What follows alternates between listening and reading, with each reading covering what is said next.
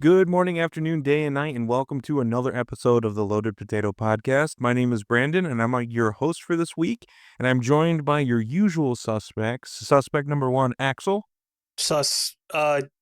Among Us, something. And your usual suspect number two, former Prime Minister of Canada, Justin Trudeau. Ivan. I can't handle the pressure. Fuck Canada. Yeah. Seriously, fuck Canada. Yeah, okay. Can you guys explain to me real quick what the hell's happening on that? Well, my week's great. Thanks for asking. Yeah. But I'm down to jump right in. But before we do that, Brandon, you sound a bit different. Oh yeah, shit. Sorry, I caught the vid. Caught the vid. The COVID. COVID He has the 40? Rona. No, I was He going has to go the with Rona. COVID 69. Damn. Imagine. What a Chad, yeah. No, but yeah, so I guess we're jumping right in. So yeah, as of this recording, the former now Prime Minister of Canada has resigned, Justin Trudeau, and he's About been, time. I think, yeah, he was the Prime Minister. Sorry, they don't do presidents. He was the Prime Minister of Canada for I think about 10 years. And this motherfucker, I don't even know where to begin about shit talking this guy. I mean, he is from another country, so I mean, there's only so much, our shit talking really matters. But as them being snow Mexicans, I think we can make fun of them a decent bit. Yeah, wasn't he like a communist or something? No, just a liberal. Same thing. Same thing. Yeah, I was about to say. And also a racist because he performed blackface on multiple occasions as well. Oh, so no. He did blackface. He, I wouldn't say culture appropriation, but he also did the thing with the Native Americans. And he, there was a picture someone posted. And funny enough, okay, so 10 years as any kind of world leader is already a long time. Like in the United States, the absolute max is 8 years, or technically you can serve more. I think never mind. Sorry. The absolute max for the United States, I think, is actually 12 years. But this can only happen if like you have to start off of being like a vice president, and then the president dies, and then like you take their stuff, and that almost has to happen in like the very beginning of the presidency as well. Mm-hmm.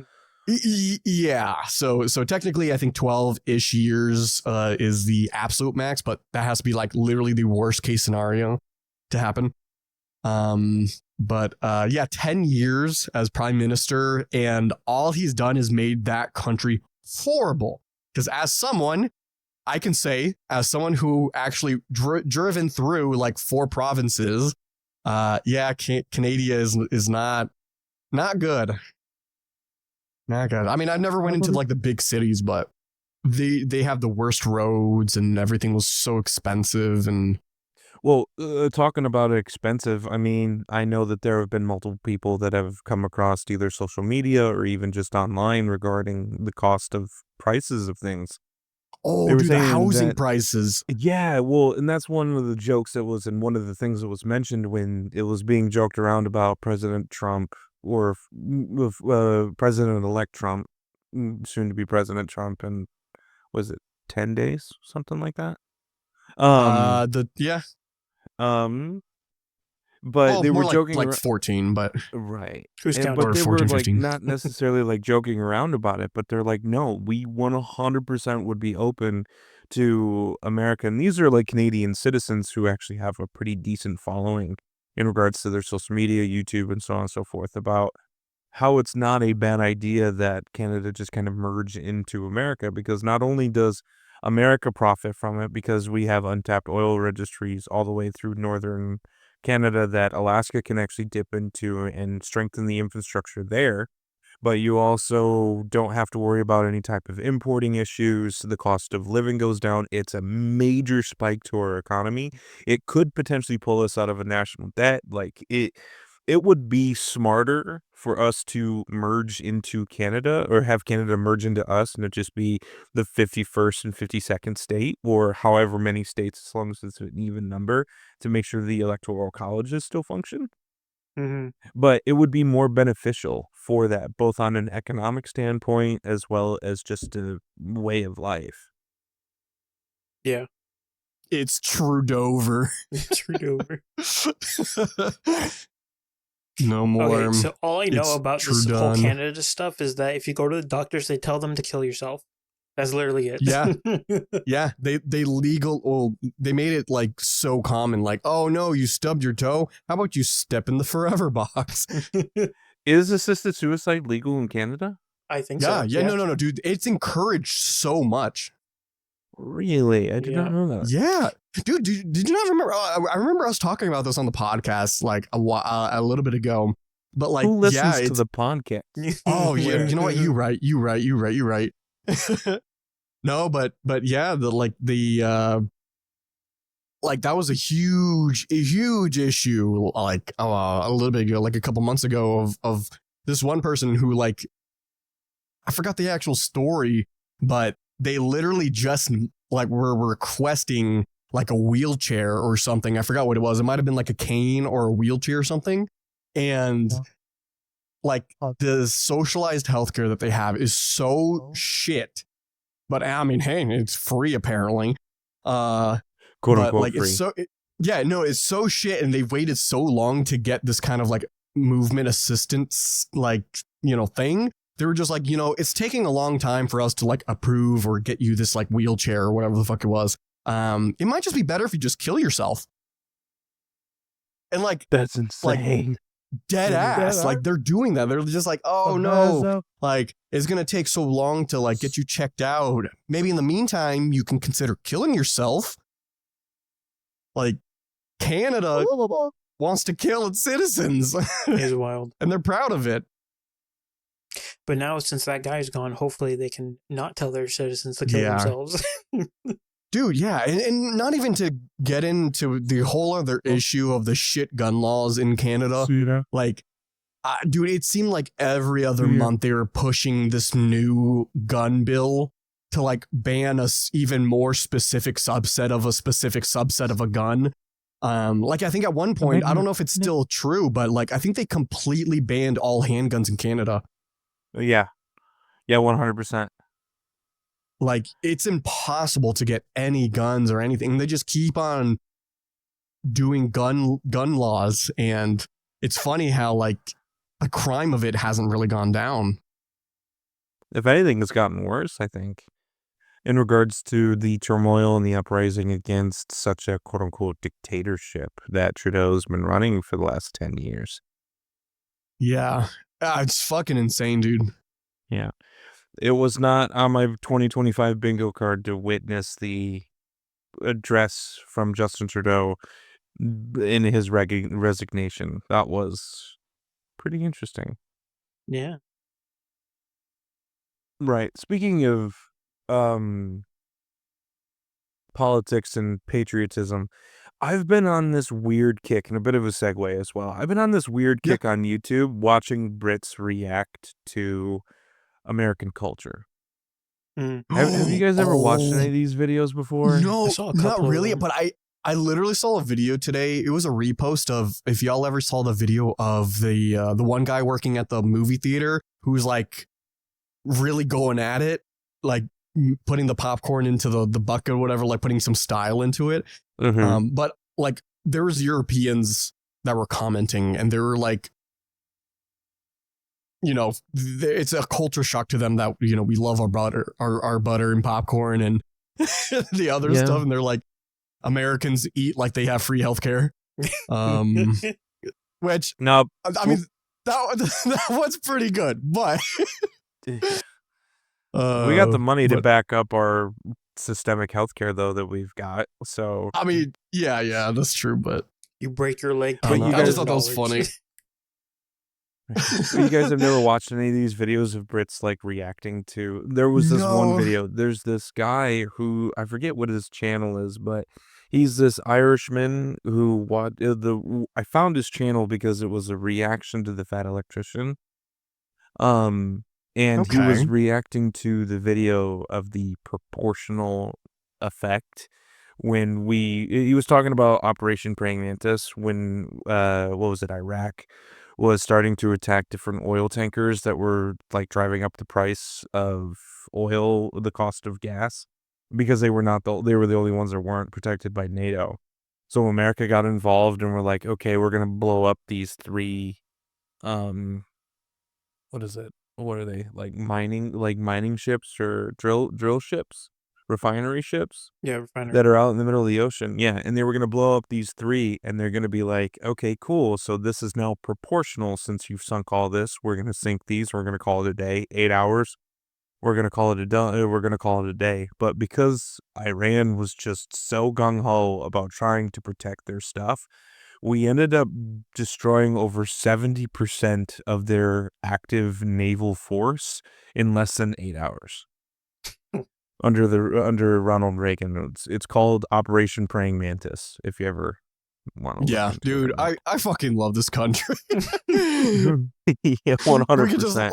level a whole fucking country in less than a day That's wild. if we ever Yeah. wanted to. Yeah. And then we got patriotic, and then we have the patriotic, like, people who are in the military. Like, the whole reason why a lot of this even started was because one of the operations of war is that you cannot attack unless fired upon, I guess. I don't know. I'm not a military person, so I'm not going to pretend like I know any of that information. But the pilot invoked it because he buzzed the ship at super low altitude. Too low, not it was high enough to where he wouldn't smack into the ship, but it was low enough to where none of the anti-aircraft guns could reach him. And because he's, like, right on top of the ship, they ended up, like, taking shots at him, and he's like, "Well, I guess I got shot at, now I can drop, like, this 6,000 pound bomb on these people." And that's, like, Yeah. it's an awesome, awesome clip of history. Mm-hmm. That's cool. But do So, you guys know but it's just not? oops, sorry. No, that's fine. I was just going to transition us into another thing because we've been on this little political thing. But anyways, you know what's not cool? People fucking, just as you said, like, this country's great and we had done some weird shit. You know what's not cool? When people censor shit. I'm gonna immediately talk about this, Ivan, because you and Thanks, Reed Obama. Oh, have been playing yeah. this game. John, Yeah. do you even keep up with the games Ivan plays, like Marvel Rivals and whatnot? Yeah, I mean, I have played a little bit of Marvel Rivals. I honestly Yeah, haven't you played actually that played with us. much. Yeah, I've been more recently in a kick of playing a lot of RPG. I just got Mm-hmm. done playing the Mass Effect trilogy. After I played Dragon Age Veilguards, it got me in the mood to play Mass Effect, so I played Mass Effect. Mm-hmm. Excuse me, and I beat all three of those with the DLCs, and I am currently playing Andromeda. Mm-hmm. So but yeah, I follow up in regards to some of those games, but So I'm what? not actively playing Rivals. Oh, okay. But do you have you played enough to have like a somewhat opinion of it? Like, how do Yeah, you feel about it?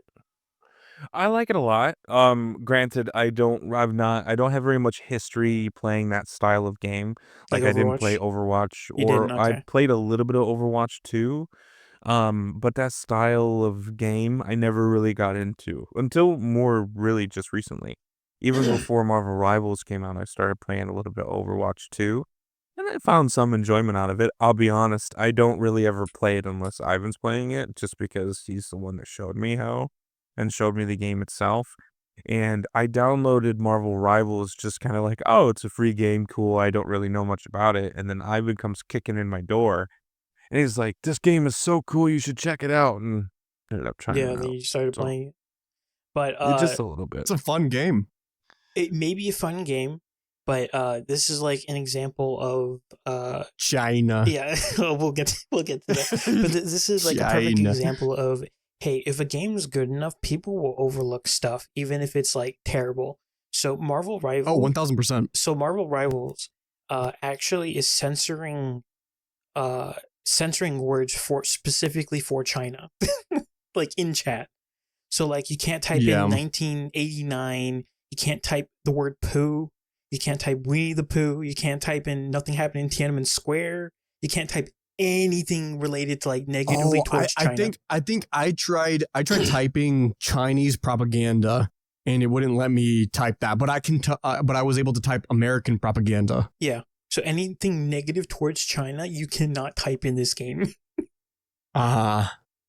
They are Yeah. they are sucking the dong of fucking China right now. Like one gobbling it. 1000%. But to be fair, like the vast majority of games nowadays are owned by Tencent. Chinese, like They're owned by Tencent, Chinese Tencent. game corporations and stuff like Blizzard. Riot is Games is screwed. technically majority owned by Tencent, but I don't think they do the censoring like in League of Legends as they do in Marvel No, they Rivals. But it's But I just point this out because it's bad. that is a slippery slope. If you let things slide, more things will slide, and that is not good. That is not a good thing for video games in general. But like I said, if the game is decent, people will let things go, right? Oh, yeah. And it is more than just that. Like, I mean, to be fair, the censoring thing, it's never going to affect me because it's, I just don't care about that because no one types in chat really. And Are for you that live matter, on Twitch? No, I'm just kidding. yeah, honestly. But like, at least for me, it is truly, if the game is good enough, like Valorant, like that game is so fucking popular, but it uses The most invasive fucking Vanguard. yeah.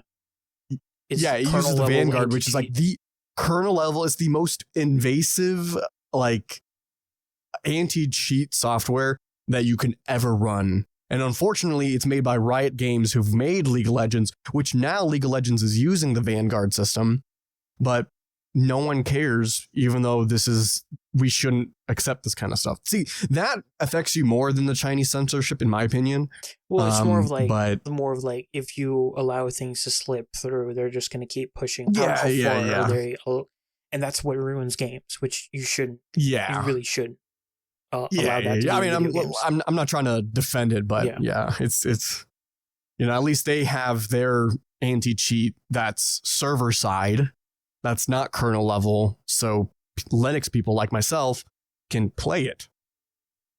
That was going to be my next question. Was it the Vanguard anti-cheat the reason why it's not playable on the Linux system? Okay. Yep. League of Legends was always able to be played on Linux, but I forgot sometime last year in 2024. I think it was like halfway through the year, I want to say. They got rid of the old anti-cheat and then they use this new one. And because it's kernel level, it's just not Linux compatible. So here's a question, and this could be potentially opening up a can of worms, and I'm sorry, but you said that Vanguard is one of the most invasive types of anti-cheat that actually is, you said kernel side, not server side? Yeah. How does an anti-cheat function? Like, how does it, like, work? So that's a good question. And a fun fact, I think I have talked about this in a previous episode. I don't know what episode, so don't ask me. But I know I have talked about I know I have talked about this before, but there's different kinds of like anti-cheat each one does things differently. But for the most part, anti-cheat is supposed to detect, at least the ones on your computer, the client side anti-cheat, they look for odd programs running on your computer that could be, unverified scripts. They look into if something is accessing the RAM for the game in a certain way. They're constantly like looking into like what other software do you have? Like you can have an auto clicker or something like that. And just a lot of times that's not allowed. But they basically look into your files. They look into your programs and software running. And whatever they use their, like, however they programmed it is, they'll give that program a determination factor. And like, if it thinks that you're cheating, then, then it'll do something about it. But, What is that effect? Like, if cause is that it thinks you're cheating, what's the effect? so, What does it do? so most of the time, if it thinks you're cheating, you'll just get banned from the game, or kicked from the server, or kicked from the lobby or the server or whatever. But like, I think Vanguard, because it's kernel level, and the reason why it's kernel level is because the way computers are, the way that they work is the kernel is like the lowest level to a computer you can get down to before you get to bare metal stuff. The kernel is this piece of software that interacts with your bare metal stuff. So you literally can't run anything lower than a kernel. So if you have kernel level access, then you can literally look into anything of the entire system. So it sounds Because like you already so it sounds like Yeah. they're just creating a digital Trojan horse, Yes. and calling it an anti-cheat. literally, not even joking. yeah, well, kind of, yeah, because the thing is that because it has this such a high level, it just has this high level security clearance, basically, that we're at the mercy on how well programmed their anti-cheat is. And it has been kind of proven. Like, there was a scare a bit ago about, I think, was it BattleEye? And how people thought. Oh, well, it also happened. No, it happened to Genshin Impact. Genshin Impact has a kernel level anti-cheat that they believe was compromised. Well, BattleEye is technically kernel level too, but I think it was like with Apex Legends. I think they use BattleEye. But a bit ago there was a scare that there was something happening on. It was either BattleEye's fault or Apex's fault, that it was literally what was it, a code execution like severity level.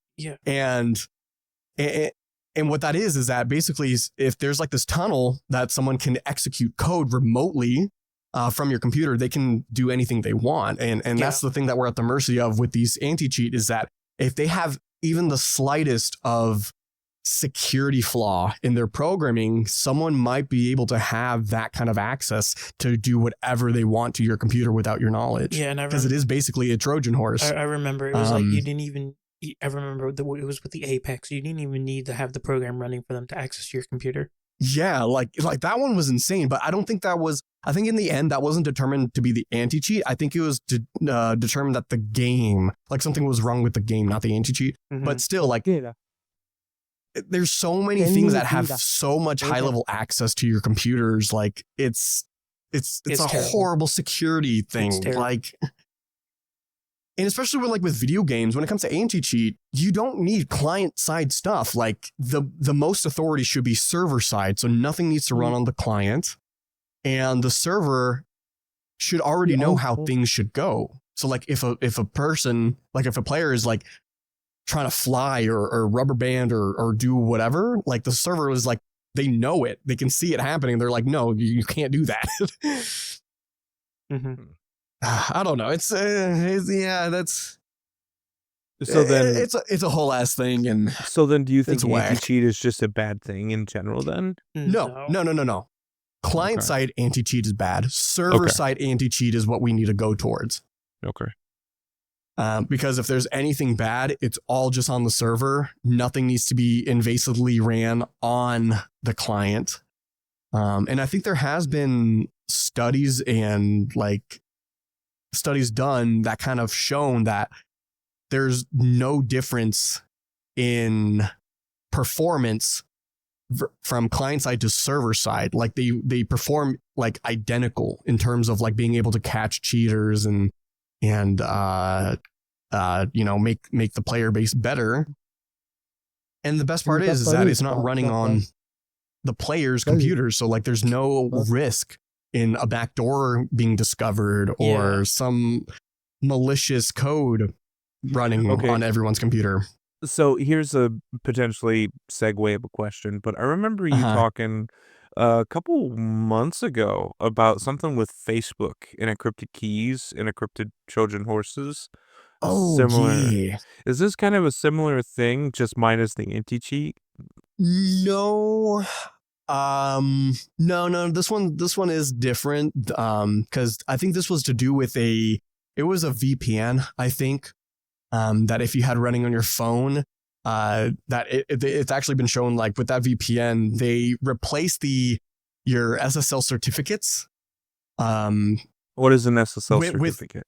so that is like the most important like invention ever created, because SSL certificate is oh shit, I'll put on the spot. I forgot the name, what SSL stands for, but it's like a secure cryptographic key that, like when you go to a computer and you want to look up google.com, right? A secure Uh, sockets layer? A Something like digital that. Yeah. file that authenticates a website's identity and allows for an encrypted Yes. connection between a web browser and a web server. Yes. Yeah. So what happens, you go on your browser, you go to or youtube.com. I think I used YouTube last time I talked about this. Your browser will then go to the DNS, and they'll be like, the DNS is like, okay, YouTube, this is the IP address. You go connect there. Then the YouTube sends you this hash file, and they're like, okay, use this, and we can have a secured, encrypted connection. So there can't be no man in the middle attacks. Like, it's just you and YouTube. Like, no one can go because it's encrypted.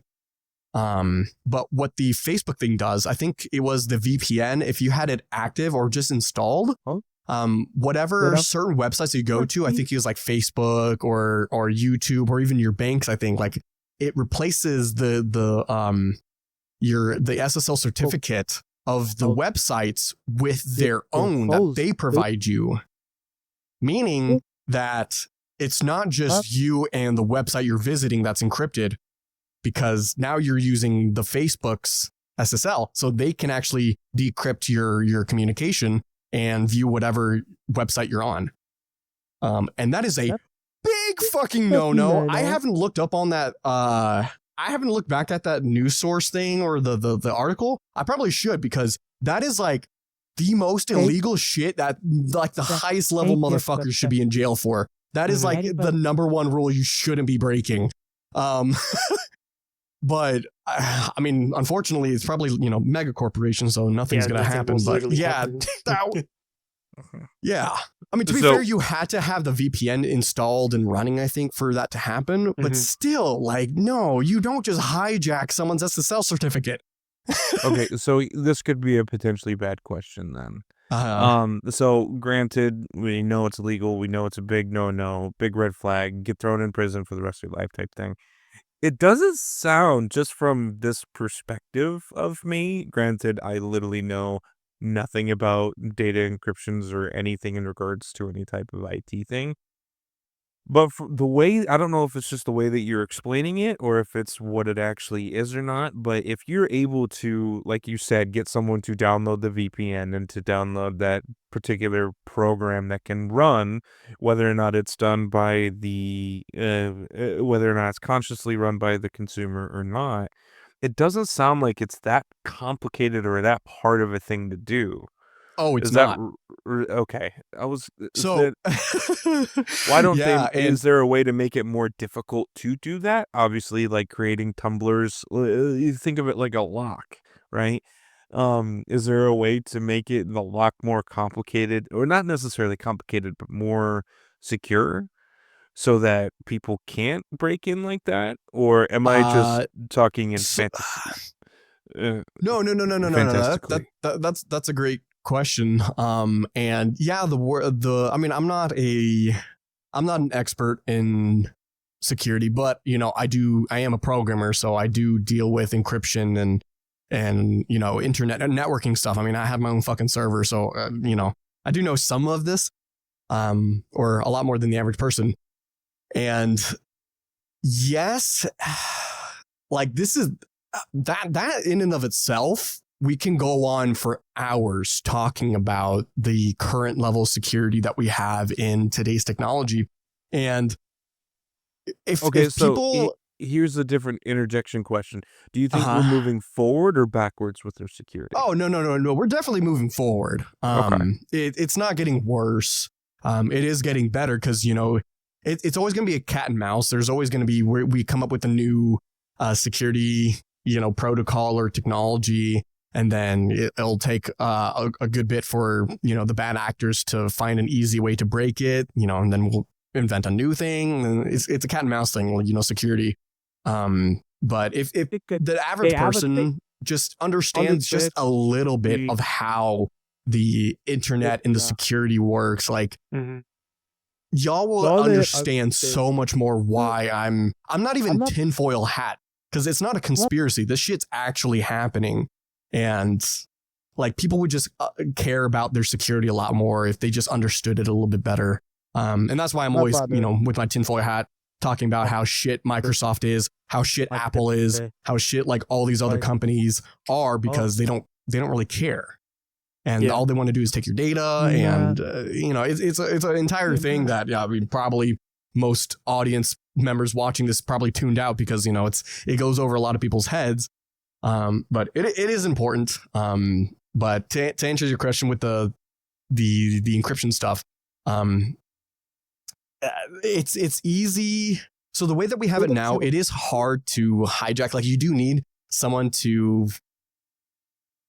It's to the point where you actively need to be breaking so many security protocols for someone to really hijack your stuff. Like in this instance, you had to download that specific VPN. You've had to specifically, log in or whatever, like use it for them to be able to do any of this stuff. Like you can't just really like click on a link and it'll yoink it. You'll be hacked. Is that something that can be potentially like looked over through like a terms of service and usage thing, like the agree to these things that everyone passes through and scrolls through? They tried to do like under the guise of that, but I think I think there's like a law saying like people don't fucking read this, so you can't do shit like that. No, well, okay. Unfortunately, no one reads the terms of service. And by the way, there is a website you can go on that reads it for you and gives you a little synopsis of what it says. It's funny because even the law acknowledges that people don't fucking read it. So there's they don't. Yeah, so you can't just but to be fair, do that. Yeah. Yeah. To be fair, for that specific thing, like there is limits to what a company can put in their terms of service. Like you literally can't just put illegal shit in it. Like in the terms of service, you can't just put like, oh, you'll give me your firstborn. No, it when it happens, funny because there was an example of in Disney's terms of service for fucking. That was literally what I'm literally looking that up right now. Yeah, the Disney Jeffrey service. Piccolo. His wrongful death lawsuit against his wife. Yeah. Oh, because Sorry, so that's different. That's called forced arbitration, which is an entirely other thing that I can go on hours talking about. But yeah, forced arbitration is literally the clause that they add into this stuff. That is basically like, oh, you agreed to these terms of services, so now you can never sue us for any wrongdoing, even if it's the most highly illegal shit ever possible. You know what? But unfortunately, that stuff is kind of legal. That goes through the courts. Like you can't really sue someone because of that. But there are people trying to change the law. But yeah, it's horrible. It sounds like it's going to go through the Supreme Court, specifically this one about the Disney. Because Disney, so according to this,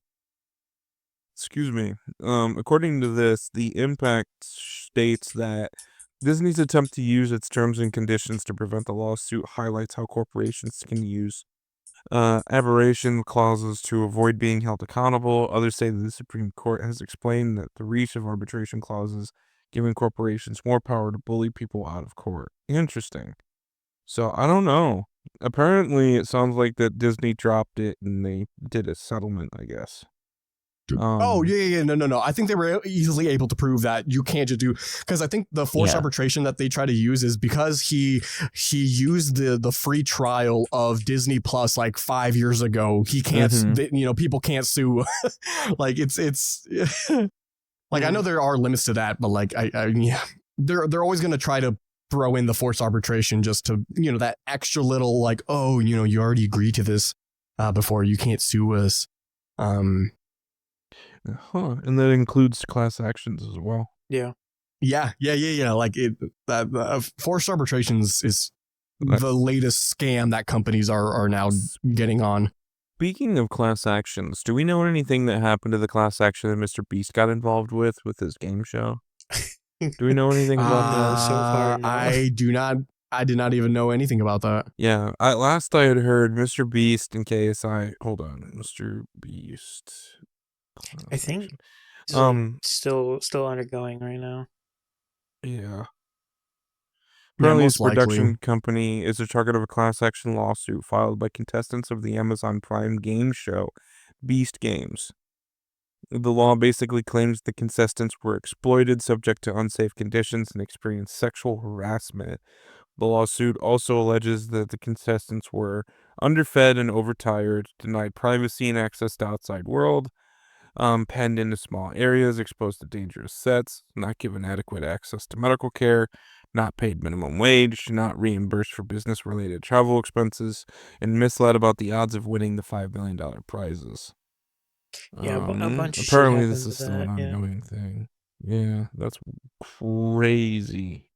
Yeah, I'd never heard of anything like that. So interesting. Yeah, there's always something with them. Yeah, and then on top of that, he's also got that lawsuit going against him for lunch lead too, isn't he? About not that I know. Are we talking about like the moldy cheese or lead or anything like that? I don't think there is. No, I don't think there is. It's just reputation damage for the most part. Yeah. Oh yeah, controversy here continues with the lunch lead. Yeah. Yeah, I don't think that went to court or anything. Cheeses and stuff. Yeah.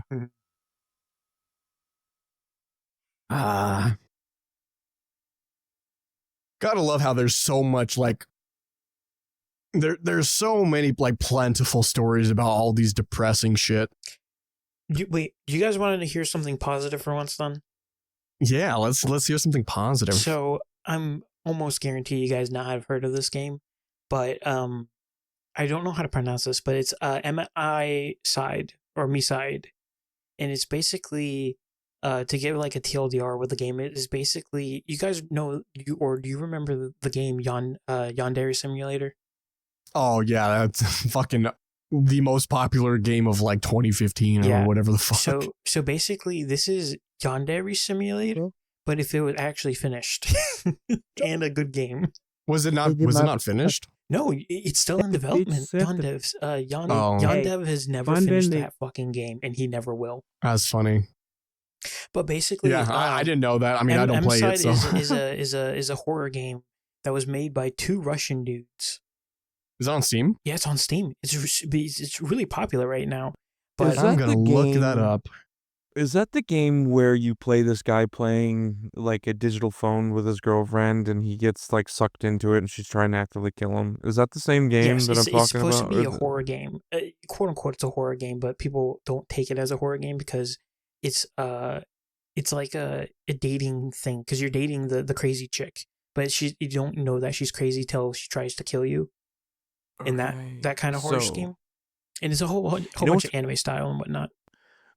So I have actually never heard of it before. And well, I've never played it before. I've never heard of it before. I didn't even know that was the name of it until just now. But there's sorry for name dropping all these different people, but there's a YouTuber called Ranton. I don't know if you've ever heard of him before. No. He's like this Shaolin monk guy. He lives in Germany.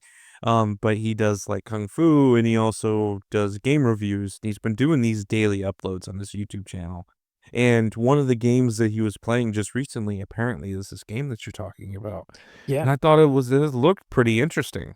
Yeah. It looked like a pretty interesting concept. It's really good. I mean, anime detected and an opinion disregarded, it's a really, really good game. People are joking like these two fucking Russian dudes on a low budget and a box of scraps made this, and it's like talking to Yondev. It's like they made this game with a box of scraps and 2 bottles of vodka. Because it was two broke Russian dudes who made this game, and they were like, it's just a bottle of vodka and 2 Russian dudes made this fucking amazing game on Steam. And what I find absolutely hilarious is that I have this tweet right up here that has a side comparison of fucking Dragon Age, the Veilguard, and MSide. And MSide has more players, more peak players. It had nearly 24,000 players. 24,000 players compared to Dragon Age's only peak player count on Steam of 11,000. Okay, so Yeah. doing this math real quick. Let's say 15. Okay, so just because I do love the whole indie dev having a hit game. In their niche community, that's literally all you need. So just kind of like how we talked about. I forgot that other game that we were looking into, that like how much money they made. So looking at their overwhelmingly positive reviews on Steam, there's about 57,000, closer to 58, but I'm just doing 57,000 for now.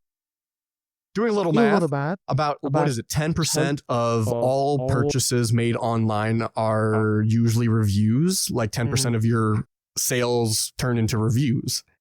So doing the math, so I'll make it to 570,000 copies sold. So 500,000 sold. Yeah, Is being sold for $15 right now. So before Steam tax, he's made $8.5 million. Oh, it's two guys. Remember, it's two dudes. So you would technically cut that in two half. dudes.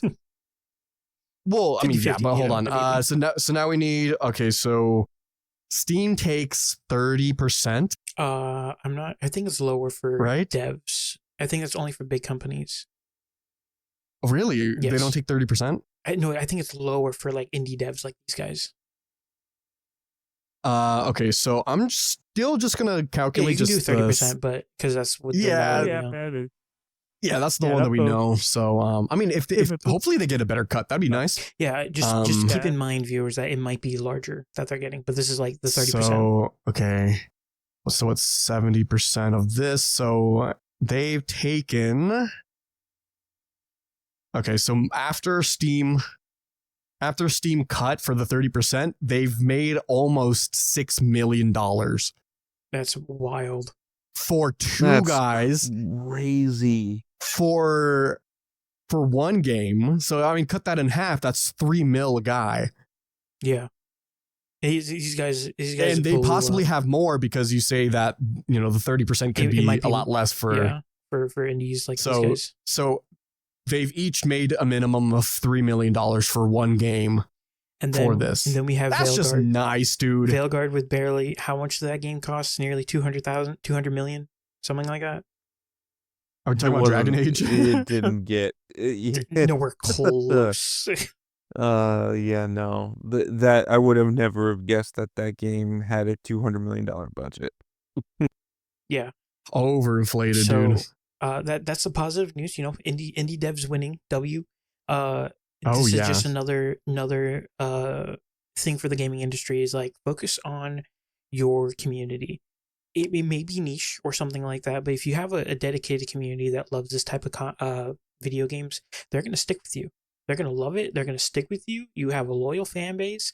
There's no reason to do what these games are currently doing and trying to make a net so fucking wide that it catches nothing and is pointless. Yeah, dude, like, I mean, I know 3 million, like, I don't know how old they are, but honestly, depending on how old they are, they could just retire. Yeah, it's good on them, but I mean, people will want more. And actually, what's funny is because this game, because it's a horror game, it has like different endings, and people, because it's a horror game, it has like a neutral ending and a bad ending. But people love this game so much that they want the devs to keep working on this game and give them like more endings that they can see in this game.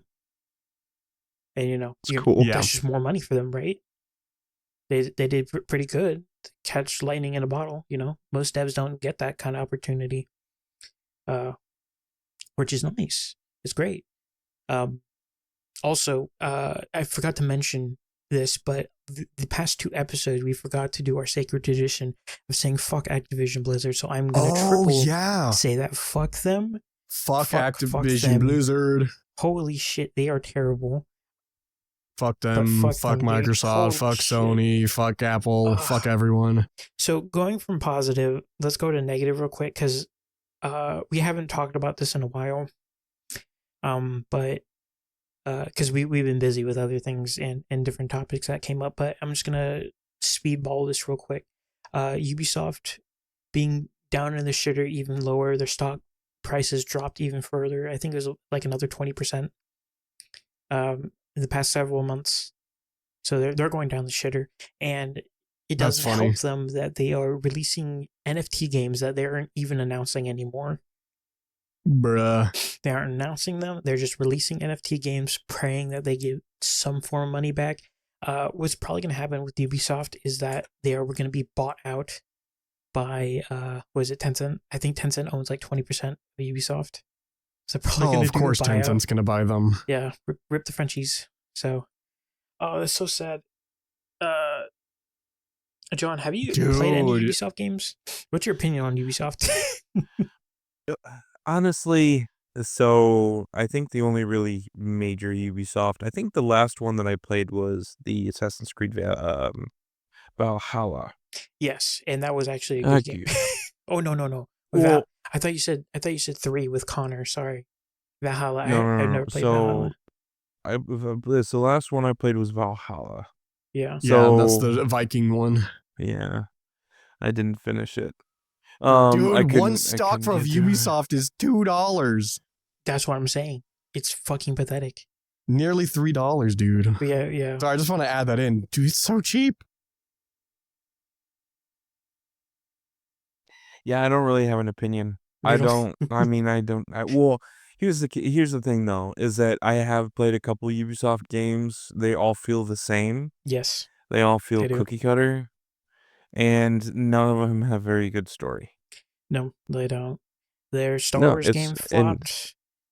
Their Assassin's Creed game's gonna flop, and it's sad. Oh, that's right. They did the new Star Wars, was Yep. it Outlaws? Yeah, Outlaws, and it's fucking garbage. Yep. It's so sad. It's so sad to see. It's Just to put in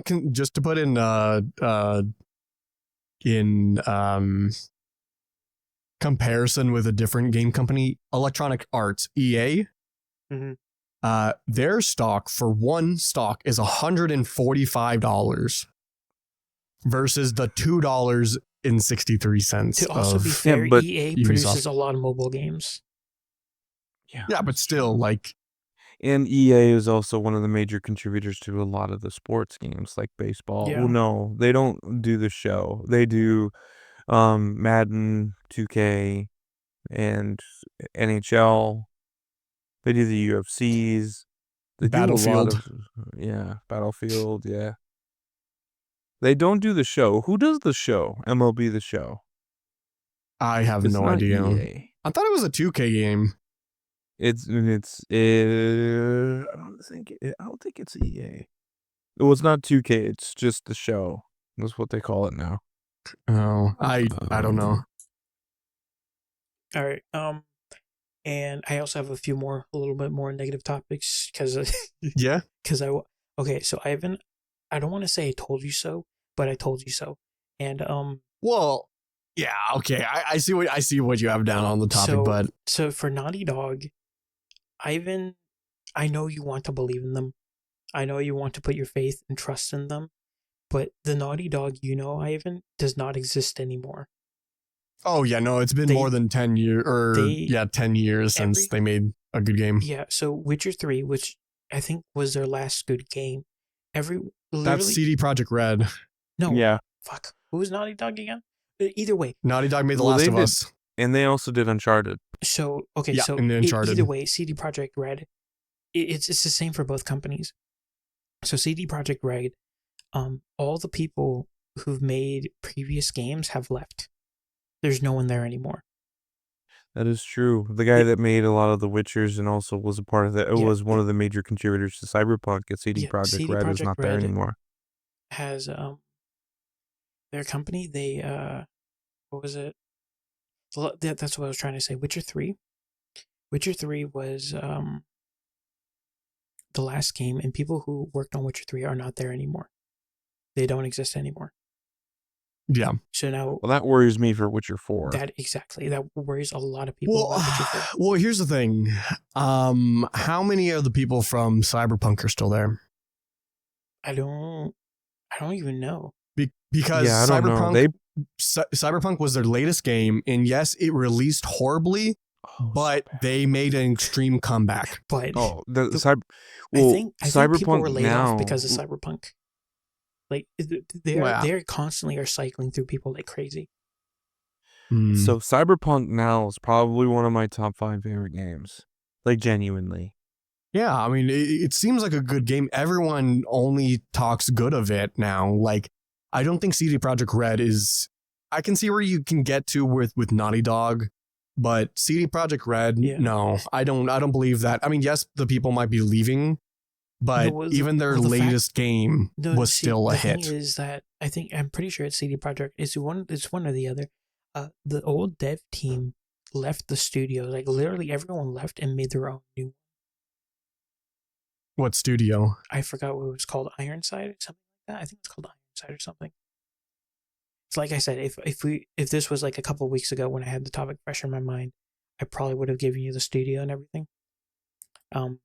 So yeah. Here we go. Former CD Projekt Red devs found new studio blank. What? It's not. Is it blank? I think it's just called blank. Is Naughty Dog Ironside then? I don't know. I don't know. But yeah, there's a lot of worries about these games, and the Naughty Dog game. Oh wait, no, Rebel Wolves.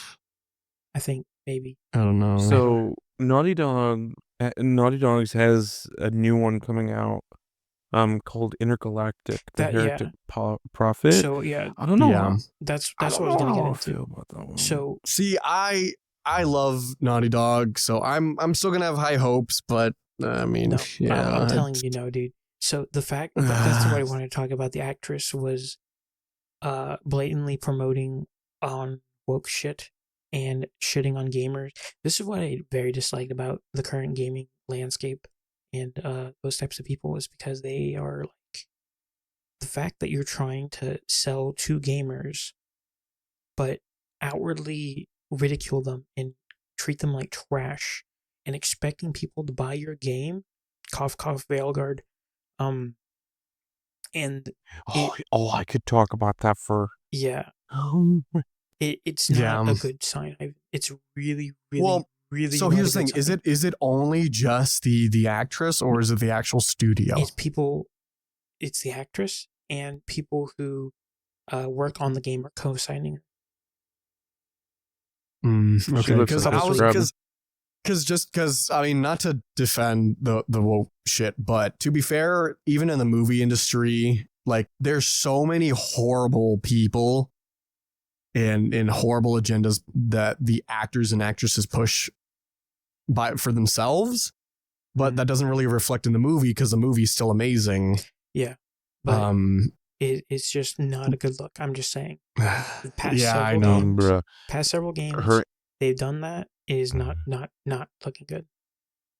Yeah. So the main actress for Intergalactic, her name's Tatiana Gabrielle Hobson. I'm on her Instagram, and it says artist, vintage gangster, and hippie sailor. It's not. That's funny. I'm worried for these games. And just to say, okay, and also I guess an example I can give that there can be liberal woke shit actors or actresses in a game, but it's still amazing. Baldur's Gate 3, every single one of the voice actors are huge LGBTQ people. And the game is still really good. Yeah. So just because the actors and actresses, like, I don't know. It's just as long as the studio, I don't know how the studio is, but it's been a trend.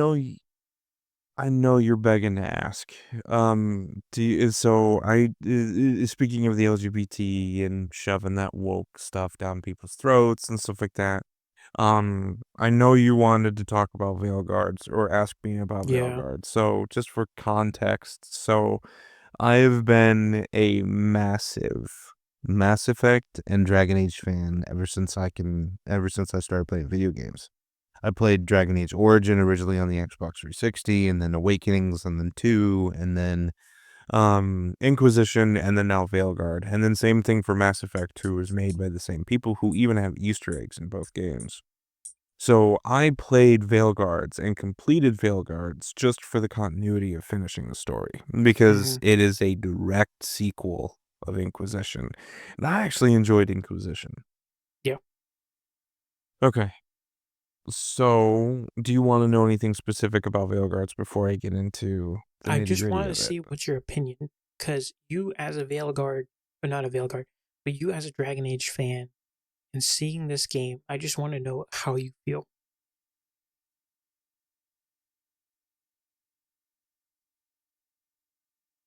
If it wasn't the same thing, so from a storytelling thing, and Ivan can vouch for this, I'm a big story guy. I Mm. love good storytelling.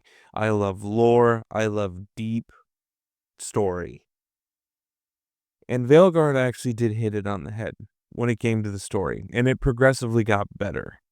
The story it's got twists and turns, it's got interesting things in it. It pushes you into different directions that you don't really expect. The problem is it's very predictable, Mm. and it's very cookie cutter in getting to these major points in the story. You fight the same 3 types of enemies. So there's 3 categories of enemies in the game, and each category of enemies have 5 different enemy types. And you fight the same ones every single time. And it's 3 moves. The skill trees are really, really small. The skill types are really basic. The combat feels relatively smooth and the movement feels smooth, but it's so repetitive. Mm. And it really, really grinds my gears when it comes to the repetitiveness, because it felt like I was grinding the game, but I was playing the story. So Mm. it felt really grindy, and it pushed a lot of that woke stuff. So one of the main things that I love about these style games is that each individual party member that you have has an individual storyline. And usually, in some cases, these individual storylines are more fascinating and more intriguing than sometimes the main story is in itself. And I will give Veilguards this. They painted necromancy in a completely different light in this game.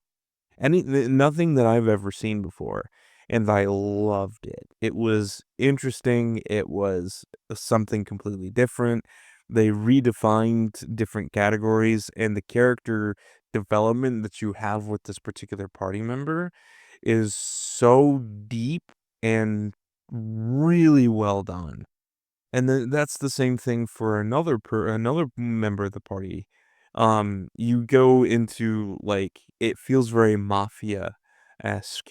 You deal with a lot of hierarchies and organized crime and assassinry and espionage and all these cool little things that exist inside of these quests, and they're all just the side quests of these characters.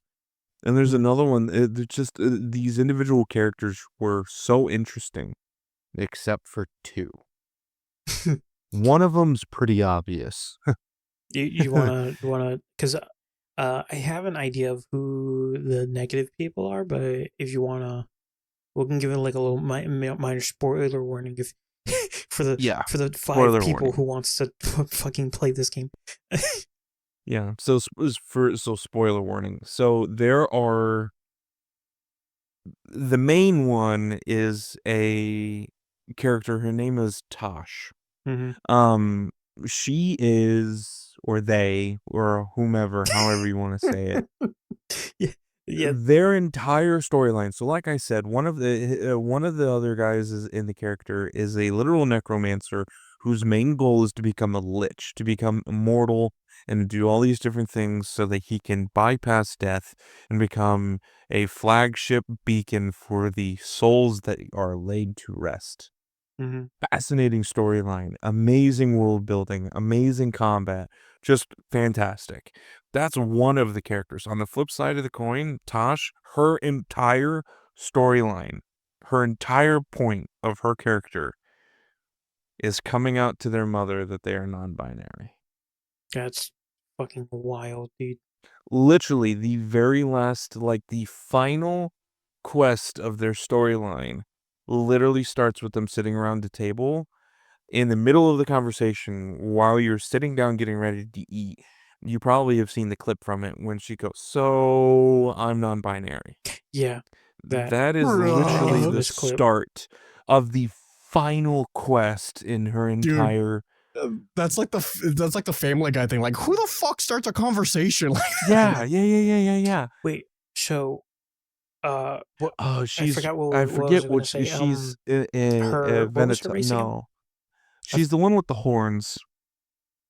Oh, I forget. Anatari in yeah, an Atari. But yeah, we Mhm. we can get back to that. But I was gonna ask you like it's kind of like a quick thing. But what do you, what is your Fucking opinion of the stupid. twinkification of that race? It's so stupid. Because I've seen the original Dragon Age, like how they looked in the beginning, and I'm like, dude, they looked fucking badass. And then now the big ass forehead meme that you see everywhere about this character, Yeah. this race with the fucking Oh, shit they've oh, done it to it hurts my soul. And is she's wild. she's a And I'm so Kunari. sorry and I'm sad about that. Yeah. Yeah, Kanari. But yeah, her story that was No, crazy. I so can't even imagine I how, couldn't. because I assume you 100% it, Well, right? so I didn't platinum it.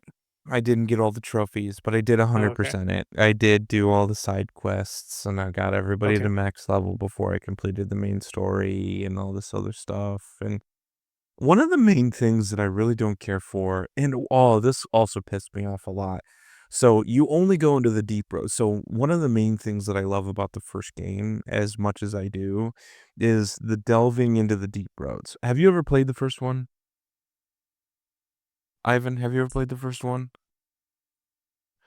Okay. No, Well, I have so one of the main things that I've always Nope. been fascinated with growing up and getting into these fantasy style literature and games and stuff like that, like Dungeons and Dragons or Lord of the Rings or the Shannara Chronicles or anything like that. Everything that has been involved around dwarves has always been interesting to me. I don't know why. It's just one thing that I've always kind of gravitated to.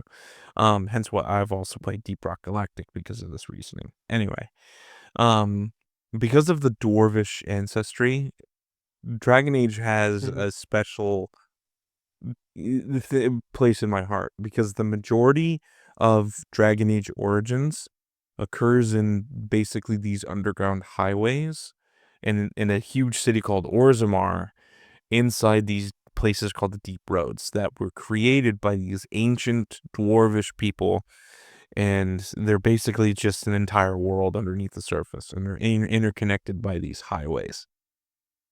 And the blight, which is this like reoccurrence of an evil thing, keeps appearing in Mhm. the main gate that fights against the blight are these dark roads are these deep roads.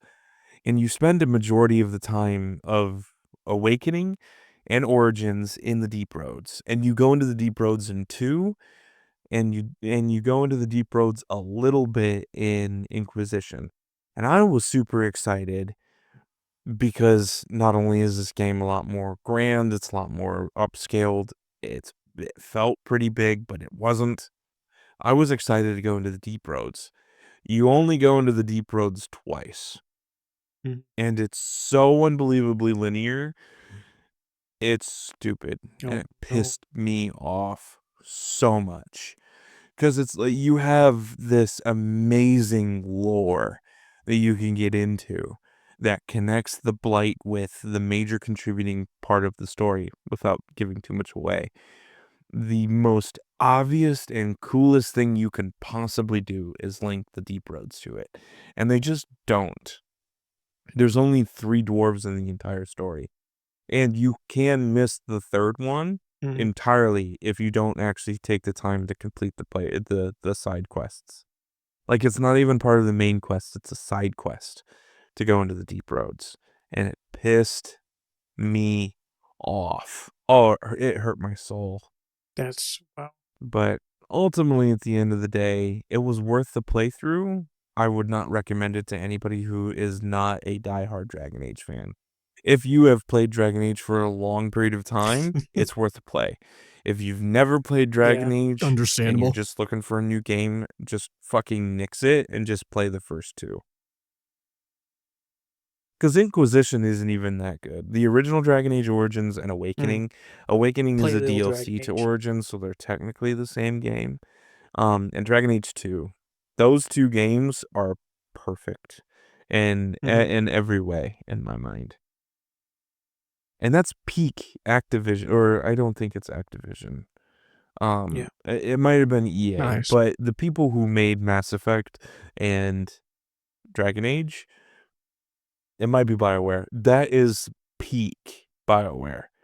I think it's BioWare. Every decision that you make in the first game affects the ending of the third game.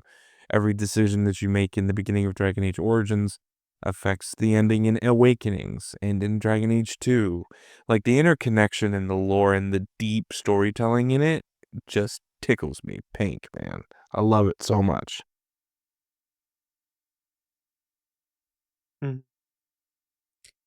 It's so sad to see that go. But we can only pray and hope for the future that these big companies realize that they really should stop doing this and make actual good games that people want to play.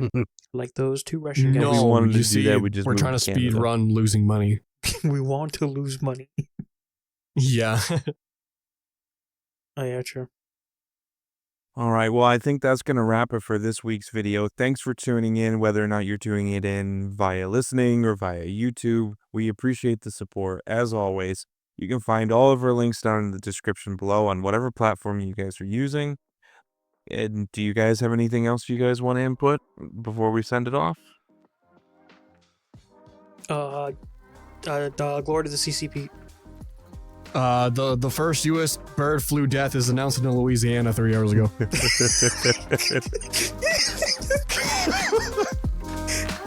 Have a good one.